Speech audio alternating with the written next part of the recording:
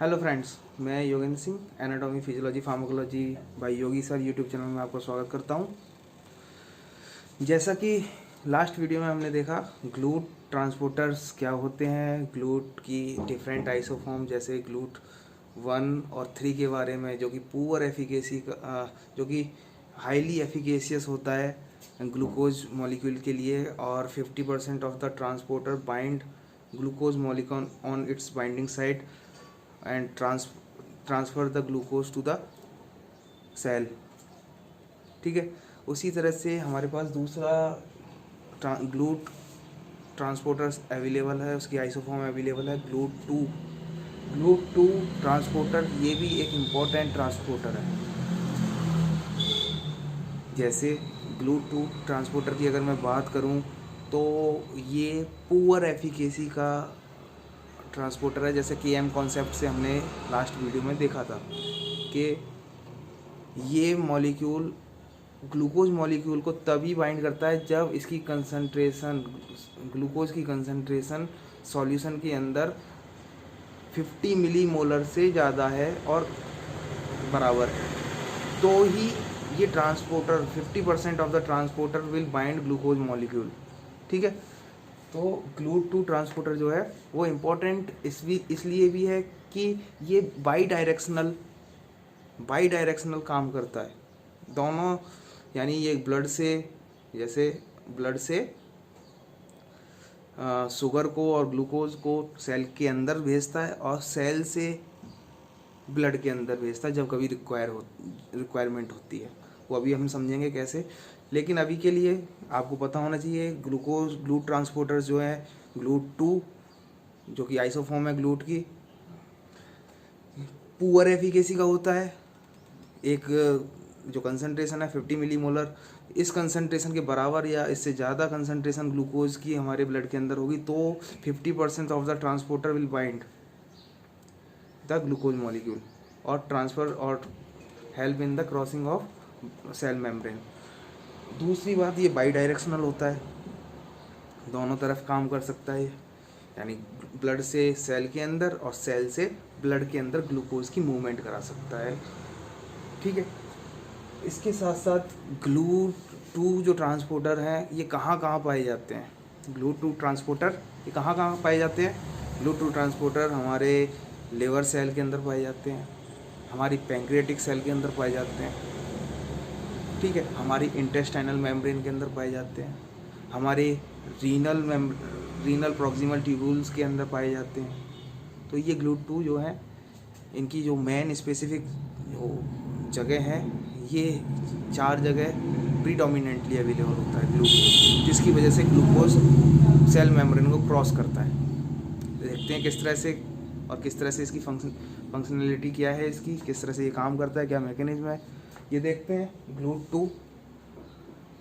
To जैसा कि आपको पता चल गया, ये बाई डायरेक्शनल होता है।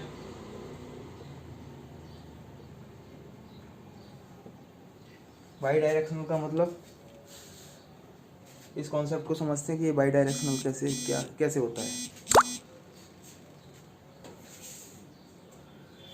बाई डायरेक्शन का मतलब कि सपोज हमने कोई ग्लूकोज लिया, इंटेस्टाइन में आया, इंटेस्टाइन में आने के बाद ये इंटेस्टाइन एंट्रोसाइट्स जिसे हम बोलते हैं, इंटेस्टाइनल सेल मेम्ब्रेन को क्रॉस करेगा, क्रॉस करने के बाद ये ब्लड में आएगा, यहाँ ब्लड है, ये ग्लूकोज मॉलिक्यूल यहाँ पे आ गया है। ठीक है, इसकी मैकेनिज्म हम पहले समझ चुके हैं कि किस तरह से एंट्रोसाइट्स में ग्लूकोज आएगा, इसके बाद ये ब्लड में आएगा। ब्लड के बाद हम यहाँ पर लिवर सेल लेते हैं। लिवर इज़ द ऑर्गन जहाँ पर मेटाबॉलिज्म होता है, जहाँ पर ग्लाइकोजिनोलाइसिस, ग्लाइकोनियोजेनेसिस, ग्लाइकोलाइसिस, बहुत सारे साइकिल्स रेगुलेट होते हैं। ठीक है, तो इसलिए हम लिवर सेल को लेते हैं पहले। लिवर सेल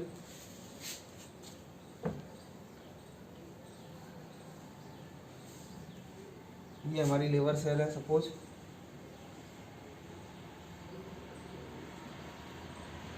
ये हमारी लिवर सेल है,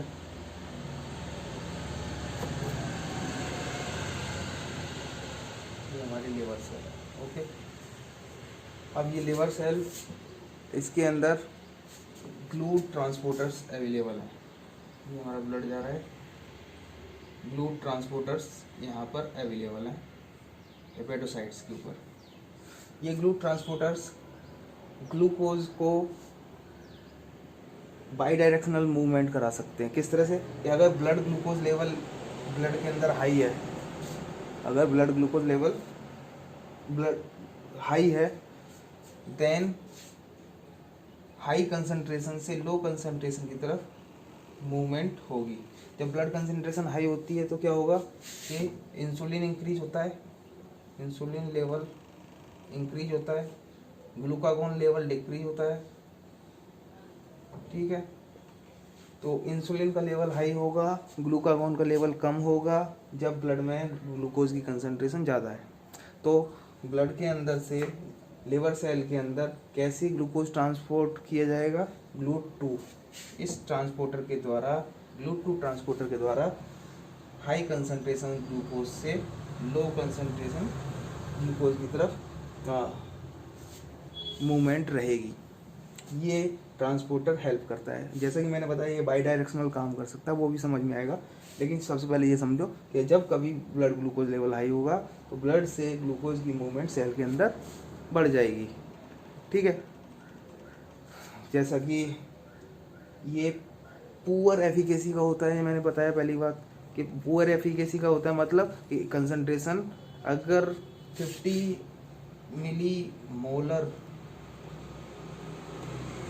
ये है, इससे अबव है और ये है, तो ही 50% of the transporter will bind glucose molecule and then it will transfer to the glucose.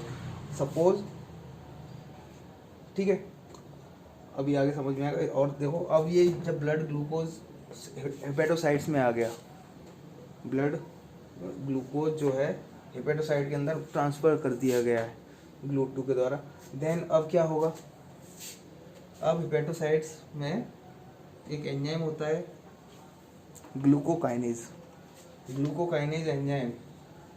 This enzyme will convert glucose into glucose 6 phosphate. Glucose 6 phosphate में ये कन्वर्ट कर दिया जाएगा ग्लूकोज। ग्लूकोज 6 फॉस्फेट में कन्वर्ट हो गया। अब क्या होगा, या तो ग्लूकोज हाई ग्लूकोज लेवल है, तो जितना ग्लूकोज हमें एनर्जी प्रोड्यूस करने के लिए चाहिए उतना यूटिलाइज कर लिया जाएगा। तो ग्लूकोज 6 फॉस्फेट जो है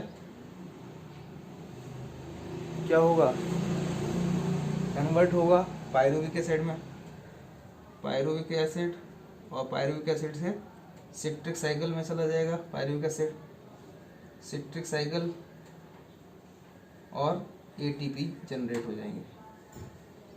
ठीक है, एक प्रोसेस तो ये होगी, इसे हम बोलेंगे ग्लाइकोलाइसिस पाथवे।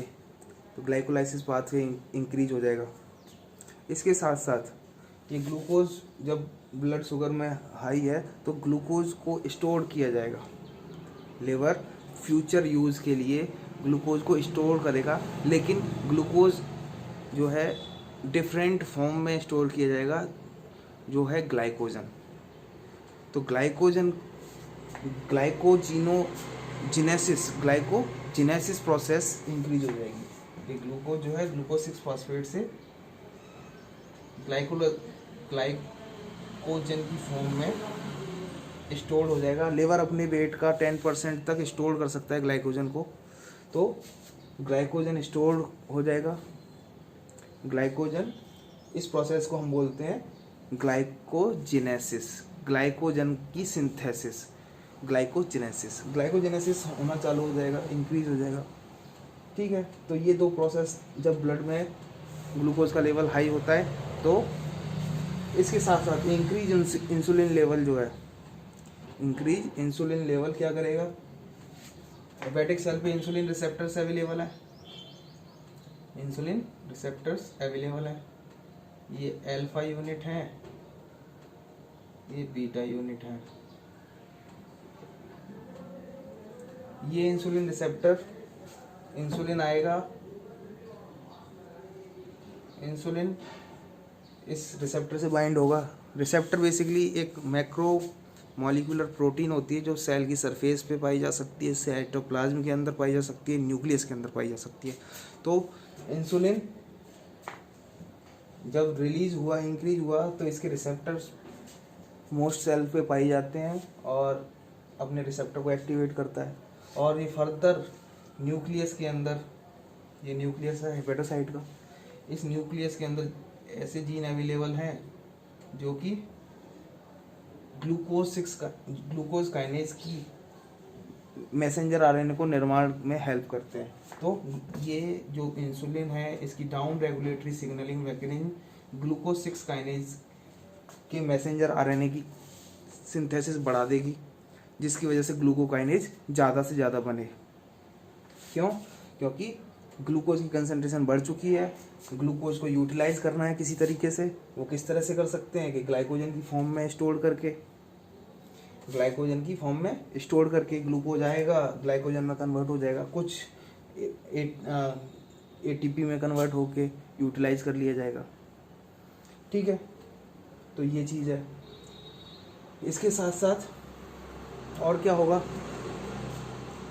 कुछ ग्लूकोज जो मॉलिक्यूल है, कुछ glucose molecule glucose 6 phosphate glycolysis process के दौरान ग्लूकोज 6 फास्फेट ग्लिसरॉल्डिहाइड 3 फॉस्फेट बनता है और फिर उसके बाद पायरुविक एसिड बनता है। तो ग्लिसरॉल्डिहाइड 3 फॉस्फेट ये ग्लिसरॉल का निर्माण करेगा आगे फ्यूचर में। और ग्लिसरॉल और इस सिट्रिक एसिड पाथवे के दौरान सिट्रिक एसिड जो बनता है, सिट्रिक एसिड पाथवे में क्या होता है, ऑक्जेलो acetic acid 2 acyl CoA enzyme के साथ 2 molecule of 2 acyl acetyl CoA 2 molecule of acetyl CoA ऑक्जेलो acetic acid दोनों आपस में रिएक्शन करते हैं और सिट्रिक एसिड का निर्माण करते हैं। तो सिट्रिक एसिड ज़्यादा से ज़्यादा बनना चालू हो जाता है। तो कुछ जो एक्सेसिव सिट्रिक एसिड है वो माइटोकॉन्ड्रिया से बाहर निकाल दिया जाता है। माइटोकॉन्ड्रिया से बाहर निकल जाएगा सिट्रिक एसिड। ये अभी कहाँ चल रहा है सिट्रिक एसिड? माइटोकॉन्ड्रिया के अंदर। ये कौन क्या है? माइटोकॉन्ड्रिया। इस माइटोकॉन्ड्रिया के अंदर ये सिट्रिक एसिड पाथवे चल रहा है, लेकिन एक्सेसिव सिट्रिक एसिड की फॉर्मेशन होना चालू हो जाती है, जिससे माइटोकॉन्ड्रिया सिट्रिक एसिड को लीक आउट करना चालू कर देती है और सिट्रिक एसिड सेल हेपेटोसाइट के साइटोप्लाज्म में आ जाता है। तो सिट्रिक एसिड जब साइटोप्लाज्म में आया और ये फर्दर आगे जाके ग्लिसरॉल के साथ रिएक्शन में काम आएगा। जैसे सिट्रिक एसिड जो है आगे फर्दर जाके फैटी एसिड में कन्वर्ट होगा और फैटी एसिड और ग्लिसरॉल दोनों आपस में रिएक्शन करेंगे और क्या बनाएंगे? ट्राइग्लिसराइड। क्या बनाएंगे? ट्राइग्लिसराइड्स। ट्राइग्लिसराइड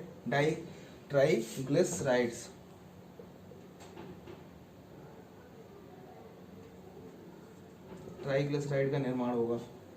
ट्राइग्लिसराइड हेपेटोसाइट में सिंथेसाइज होंगे और इन ट्राइग्लिसराइड को लिवर सेल ट्राइग्लिसराइड को एक वेसिकल के अंदर स्टोर करेगी और ब्लड के अंदर थ्रो आउट कर देगी। ये ट्राइग्लिसराइड ब्लड के अंदर थ्रो कर दिए जाएंगे ट्राइग्लिसराइड्स। ये ट्राइग्लिसराइड्स ब्लड के अंदर फेंक दिए जाएंगे एक वेसिकल में स्टोर करके लिवर सेल के द्वारा। और ये ट्राइग्लिसराइड एडिपोज टिश्यू के पास ब्लड के थ्रू, ये एडिपोज टिश्यू है, एडिपोज टिश्यू के पास पहुंचेंगे और यहाँ पर लिपोप्रोटीन लाइपेज एक एंजाइम प्रेजेंट होता है एडिपोज टिश्यू की कैपिलरीज के अंदर।